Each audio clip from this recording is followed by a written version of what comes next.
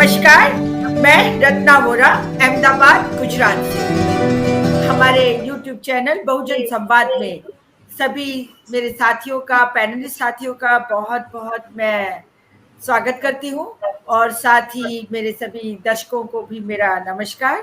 यहाँ पर अभी मेरे साथ स्क्रीन में जुड़ गए हैं इरफान जी। इरफान इंजीनियर, निदेशक है समाज एवं धर्मनिरपेक्ष अध्ययन केंद्र मुंबई से। साथ ही हमारे साथ जुड़े हुए हैं राकेश रंजन जी। राकेश रंजन जी भी हमारे काफी संजीदा साथी हैं और राकेश रंजन जी के साथ हमारे साथ जुड़े हुए हैं संपादक, वरिष्ठ पत्रकार हैं झारखंड से, और ओम प्रकाश राय जी जुड़े हुए हैं। ओम प्रकाश राय जी का भी हमारे इस कार्यक्रम में स्वागत करती हूँ। और साथ ही हमारे आनंद प्रकाश तिवारी जी जुड़े हुए हैं, समाजवादी चिंतक वाराणसी से। मैं सभी मेरे पैनलिस्ट साथियों का स्वागत करते हुए इस कार्यक्रम की शुरुआत करती हूँ।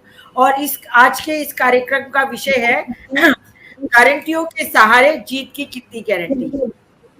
जैसा कि आप सभी जानते हैं कि इन दिनों महाराष्ट्र के चुनाव चल रहे हैं, झारखंड में भी चुनाव चल रहे हैं और सभी पॉलिटिकल पार्टियां अपनी अपनी तरीके से पूरा जोर शोर लगा रही हैं। और महाराष्ट्र में आपने देखा है कि बीजेपी की जो महायुति पार्टी है उसने 10 गारंटियां दी हैं। इसी तरह महाविकास आघाड़ी ने 5 सूत्री पत्र निकाला है और उसमें भी अलग अलग गारंटीज दी हैं।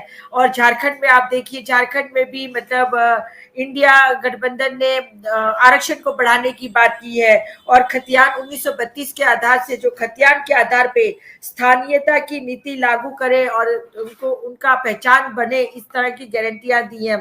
और महिलाओं को 2500 रुपए हर महीने देने का वादा किया गया है। इसी तरह भाजपा ने भी अपने संकल्प पत्र में कहा है कि वे हर महीने माता बहनों को 2100 रुपया देंगे और 500 रुपए का गैस सिलेंडर देने का वायदा किया गया है। तो ये सब तरह की अलग अलग तरह की गारंटियां सभी पार्टियां दे रही हैं, अपने वोटरों को रिझाने का काम कर रही हैं। आपने देखा अभी जम्मू कश्मीर में किस तरीके से अमित शाह ने कहा था कि भी मैं 2-2 सिलेंडर सबको मुफ्त दूंगा।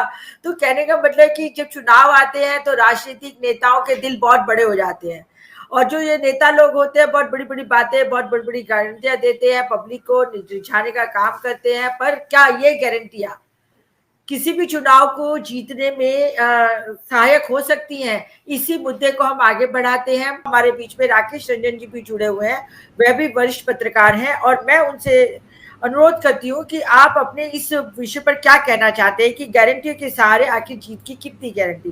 क्या सचमुच गारंटियां जो दे रही हैं सभी पार्टियां, उनका कुछ असर वोटर्स पे पड़ता है या नहीं? आप अपनी बात रखिए जी, राकेश रंजन जी।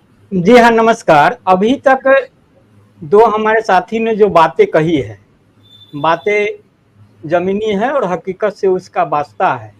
लेकिन आप चुनाव के मैदान में आएंगे, चुनावी अखाड़े में आएंगे, तो वहाँ जो बातें हो रही है, जो गारंटी की बातें हो रही है, जो दावे हो रहे हैं, जो वादे हो रहे हैं, उसमें मेरा जो सवाल है और यह हम लोगों से भी जुड़ा सवाल है, लोग एक दूसरे से पूछ भी रहे हैं कि जो वादे किए जा रहे हैं, जो दावे किए जा रहे हैं, जो गारंटी दी जा रही है, क्या उस गारंटी से जनता भी वास्ता रखती है, सरोकार रखती है? क्या जनता यह चाह रही है, क्या वोटर यह चाह रहे हैं कि जो वादे किए जा रहे हैं, जो दावे किए जा रहे हैं, जो गारंटी दी जा रही है, वह सचमुच मुझे चाहिए या नहीं चाहिए? ये बड़ा सवाल है। आप इस रूप में देखेंगे कि जो विकास की बातें हो रही है, तमाम चीजें हो रही है, जो किसानों की जमीन का मुद्दा है, विकास के मुद्दे पर आप देखेंगे, चाहे सत्ता जिसकी भी रही हो। अभी सुनीलम जी थे, अभी आए हुए थे कर्नाटक में, बंगलोर में। उनका मसला क्या था? शासन अलग विषय है, किसका शासन है, क्या है, लेकिन मुद्दे वही खड़े हैं। तो असल जो मुद्दे है, मुद्दा नहीं है कि कोई 250 रुपए सिलेंडर दे देगा, कोई हमें 2100 रुपए दे देगा, कोई 2000 रुपए बेरोजगारी भत्ता दे देगा। आखिर हम आत्मनिर्भर कब होंगे? हम खुद सिलेंडर खरीदने की स्थिति में कब होंगे? जनता यह भी सोचती है। अब खेती करते हैं, हम किसान हैं, तो सस्ते दर पर जो है हमको खेती के साधन उपलब्ध हो जाए, हमको जो अपने उत्पाद हैं उनका समर्थन मूल्य मिल जाए, इस पर तो बातें हो, इसकी तो गारंटी दी जाए कम से कम। उसके बाद छात्र और नौजवान क्या चाहेंगे? छात्र और नौजवान चाहेंगे, हम जमशेदपुर में रहते हैं झारखंड के, यहाँ टाटा की बड़ी बातें होती है, कहता वर्ल्ड क्लास शहर है, तमाम बातें हैं। लेकिन आप एक दीवार के इधर देखेंगे और उधर देखेंगे तो आपको फर्क बहुत साफ नजर आएगा कि वहाँ रोशन है और यहाँ अंधेरा है। वहाँ अस्पताल है जमशेदपुर में, लेकिन अस्पताल में इलाज कौन करवाएगा? वहाँ सरकारी अस्पताल नहीं है, जो है टाटा के अस्पताल है, वहाँ सब वहन नहीं कर सकते। तो आप जो योजनाएं ला दे रहे हैं, गारंटी दे रहे हैं कि सबको स्वास्थ्य की गारंटी देते हैं, इलाज होगा, कहाँ होगा, कहाँ जाकर होगा, यह भी तो आपको बताना होगा। तमाम बातें हो जाएंगी। रोजगार का सवाल है, रोजगार आप कैसा रोजगार हमको देना चाहते हैं, क्या करना चाहते हैं? आज अगर टाटा कंपनी का हम उदाहरण इसलिए दे, जो कि झारखंड से है, जमशेदपुर में है, टाटा में कर्मचारी तो कम नहीं हुए हैं, जो जरूरत है उत्पादन क्षमता अगर उसकी बढ़ी है तो मजदूरों की संख्या भी वहां बढ़ी ही है पहले से। लेकिन अस्थायी कर्मचारी वहां कौन है, कौन कर रहे हैं? जो अस्थायी प्रवृत्ति के काम है वो कौन कर रहे हैं? वो दिहाड़ी मजदूर कर रहे हैं, ठेके के मजदूर कर रहे हैं। उनकी भविष्य की गारंटी नहीं, उनकी सुरक्षा की गारंटी नहीं, उनकी स्वास्थ्य की गारंटी नहीं है, कहीं कुछ नहीं है। तो इस तरीके की बात है। तो हम कह रहे हैं कि मजदूर आपसे 250 रुपए रोजाना या कुछ महीना करके 2000 नहीं मांग रहे हैं आपको बेरोजगारी, आप उनको न्यूनतम मजदूरी तो सुनिश्चित करिए और वो दिलवाने की गारंटी कर दीजिए। हम सक्षम है, हम मेहनत करके हम अर्जन कर लेंगे, तमाम चीजें हैं, हम आप क्यों हम खैरात पर जिएंगे, तमाम बातें होंगी। तो इस तरह की जो बातें हो रही है, तो इसलिए जो साथी ओम प्रकाश जी ने कही, इरफान जी ने कही कि गारंटी आपके जीत की गारंटी नहीं हो सकती। अगर गारंटी आपके जीत की गारंटी होती तो हम इसी झारखंड में 2019 में आते हैं, वहां सिर्फ भाजपा सत्ता से बेदखल नहीं हुई थी, वहां मुख्यमंत्री तक चुनाव हार गए थे। और चुनाव किससे हारे थे? तो अपने मंत्रिमंडल के सदस्य से हार गए थे। वो क्यों हार गए थे? क्योंकि हम जमशेदपुर में, हम उस क्षेत्र के वोटर भी हैं, हमको बखूबी पता है कि कौन कौन से वहां मुद्दे उठे थे, गारंटी क्यों हवा हो गए थे। क्योंकि जो रघुवर दास के फैसले थे, रघुवर सरकार के, पहली बार झारखंड में कोई सरकार बनी थी जो जोड़ तोड़ के सहारे ही सही पूर्ण बहुमत की सरकार थी, पहली सरकार जिसने 5 साल पूरे किए थे। उस 5 साल में जो चीजें हुई, क्या वो अपेक्षा के अनुरूप थी? अगर अपेक्षा के अनुरूप होती तो मुख्यमंत्री खुद चुनाव नहीं हारते। तो बाद में उनको कहां कहां समायोजित करना पड़ा, क्या स्थिति इस चुनाव में भी उस चुनाव से जो जुड़ी स्थिति है वो सामने है। तो गंभीरता से स्थिति जो कह रहे हैं ना कि पूंजीपतियों को बढ़ावा देने की बात अभी ओम प्रकाश जी ने कही कि कांग्रेस के जमाने में, तो देखिए ये तो आज भी जो भाजपा की नीतियां हैं वो कौन सी, किसकी नीतियां हैं? जो औद्योगिकरण की बात करें, जो आर्थिक उदारीकरण के बाद जो देश की तस्वीर बदली है और उसमें जो परिस्थितियां बदली है, तो शुरुआत कहां से हुई थी, क्या हुई थी? तमाम तो हम देख रहे हैं कि कांग्रेस की नीतियों को ही भाजपा बढ़ा रही है। वह है कि पूरे एकदम आंख बंद करके मजबूती से जो भी रोड़ा पत्थर है रास्ते में कुचल दो, आगे बढ़ जाओ, यह अंतर है। रघुवर दास के समय में यहाँ लैंड बैंक बनाया गया था, उसमें कौन सी जमीनें थी?